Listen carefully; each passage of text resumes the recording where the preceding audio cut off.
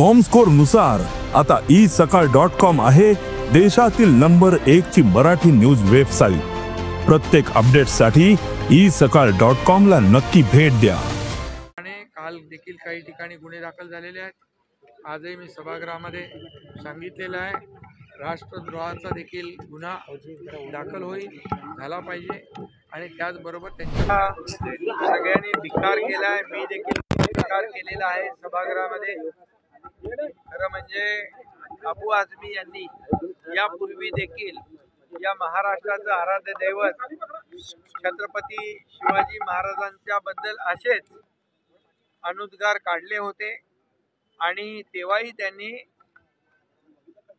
क्रूर कर्मा औरंग्याचं उदात्तीकरण केलं होतं आणि त्याही वेळेस त्याला आम्ही रोखलं होतं आणि औरंगजेब आणि छत्रपती शिवाजी महाराज यांची बरोबरी होऊ शकत नाही हेही सांगितलं होतं। आणि पुन्हा आता तो क्रूर कर्मा औरंग्या त्याचं कौर्य आणि छत्रपती संभाजी महाराजांचं शौर्य हे जग जाहीर आहे।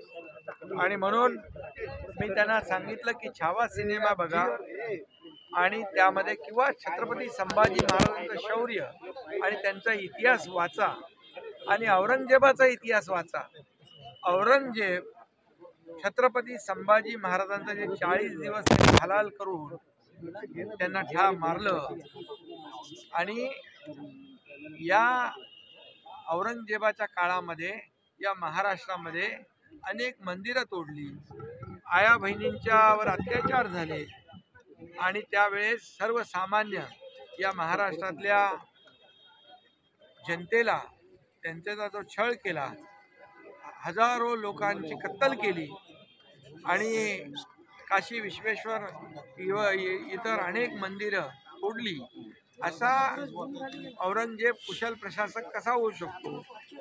आणि त्याचे गुणगान जो अबू आझमी गातोय याचा धिक्कार आम्ही केलेला आहे। आणि खऱ्या अर्थाने हे म्हणजे आपले जे राष्ट्रपुरुष आहेत छत्रपती संभाजी महाराज, छत्रपती शिवाजी महाराज हे आपली दैवत आहेत आणि त्यांचा अवमान करणं म्हणजे एक प्रकारचा राष्ट्रद्रोह आहे। आणि म्हणून त्याप्रमाणे काल देखील काही ठिकाणी गुन्हे दाखल झालेले आहेत।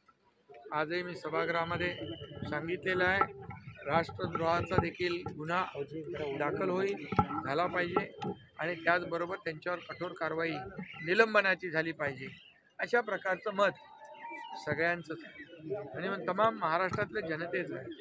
आणि म्हणून त्यांचं निंदाजनक वक्तव्य जे आहे मी कालही म्हणालो की यांच्यावर कठोर कारवाई झाली पाहिजे, म्हणून त्याचे पडसाद आज विधानसभेत आणि विधान परिषदेमध्ये उमटलेले। वोट बँक पॉलिटिक्स बनवायला हा ते म्हणजे छत्रपती संभाजी महाराजांच्या बद्दल आरोप करून किंवा औरंगजेबाचं उदात्तीकरण करून त्याने महाराष्ट्रातली जनता माफ करणार नाही। महाराष्ट्रातली जनता छत्रपती शिवाजी महाराज, छत्रपती संभाजी महाराजांना दैवत मानणारी आहे। त्यामुळे त्यांचा जो विचार असेल की हे कुणाला तरी बरं वाटावं म्हणून आमच्या राजाचं अवमान करणं आणि औरंग्याचं उदात्तीकरण करणं हे त्यांना परवडणार नाही। एवढंच मी त्यांना इशारा देऊ इच्छितो।